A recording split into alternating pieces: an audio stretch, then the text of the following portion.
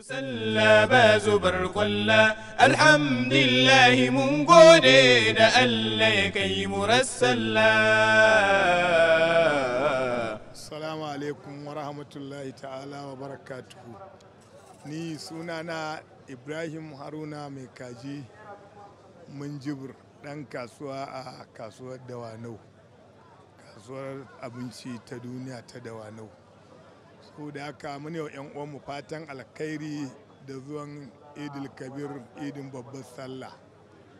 Muna fatan abubuwan da yake faruwa a cikin wannan ƙasa tamu ubangiji Allah ya gyara mana, su kuma manyanmu Allah ya sa su ji tausayin malamanmu kuma Allah ya saka musu da alkhairi, domin suna faɗakarwa gwargwadon halinsu, amma mafi yawa gaskiyar magana faɗakarwa wannan da ake yi mafi yawa ta bayan kunnen al'ummar annabi suke bi.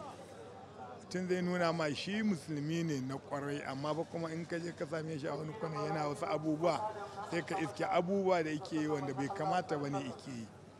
Saboda haka malamanmu duk abin da za su faɗa a rayuwarsu gwargwadon hali, abin da Allah ya ce da abin da annabi ya ce suna iya ƙoƙari suna faɗa, amma kuma mafi yawan jama'a mu sukan sa kafa su shure abin da malamanmu suke faɗa. Saboda haka ya kamata al'ummar annabi mu ji tsoron Allah, mu ji tsoron Allah, mu ji tsoron Allah, domin babu wani abu da za ka yi a cikin rayuwarka illa ka ji tsoron Allah. In ka ji abin da Allah ya ce haramun ne, ka yi haƙuri da shi komin kyansa kuma komin daɗin da kake ji a kansa. In ko ka ji abin da aka ce ka yi shi, to ka yi iya ƙoƙari ka bi gwargwadon hali iyawarka.